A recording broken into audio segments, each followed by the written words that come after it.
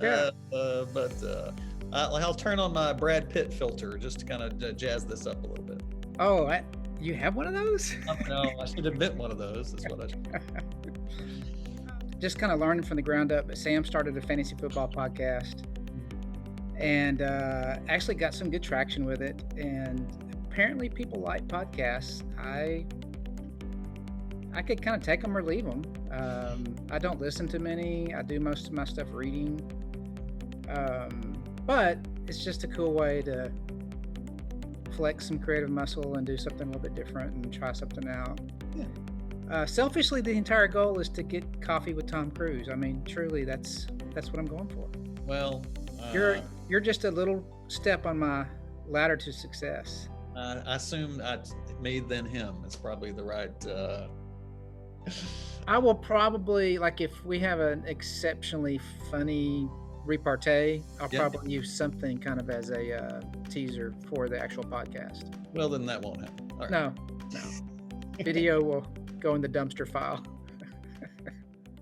So, Mitch, I want to thank you for joining me on the third episode of Ordinary Celebrity. I know this has been something that you have been wanting to do ever since the first episode came out, wondering why. You're probably third in line. Yes. Yeah. But you and I go way back. I mean, we go way, way, way back. We first met as freshmen in college, and we had quite a journalistic and creative adventure together. That's right. So talk to me a little bit about what you remember. I know it was so long ago, but what you remember about us meeting, and then how we just kind of hit a sweet spot in technological history, whatever it may be, of stepping into a time and place with desktop publishing that ended up influencing both of our lives pretty radically. Yeah.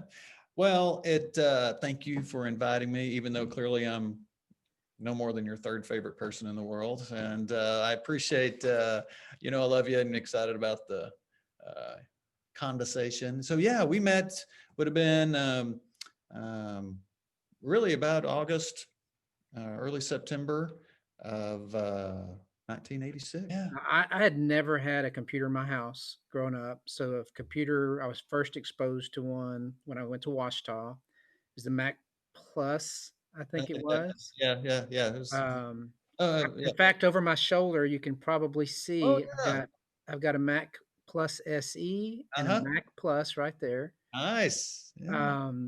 Look at that. But I can remember Chris Franzetti, a guy I went to high school with, they had a TRS 80, and he lived down the street from me.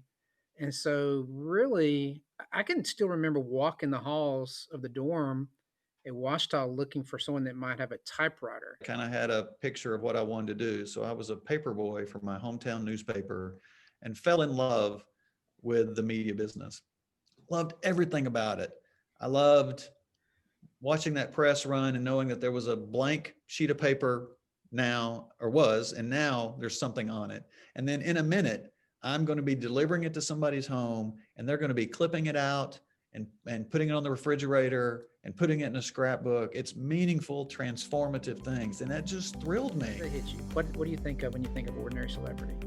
Well, God uses ordinary people to advance his mission and his call. And I just think, what an extraordinary thing. Oh, it's so absurd. Oh my gosh. And also we're recording. Is this, I mean, if I'm looking at the camera, even though like I'm not looking at you, you're great. You care what, okay. All right. Is there anything that you would say, don't put that in there, that you remember saying? I did say pull my finger one time, didn't I? You cut that out. It's still recording, so now you did.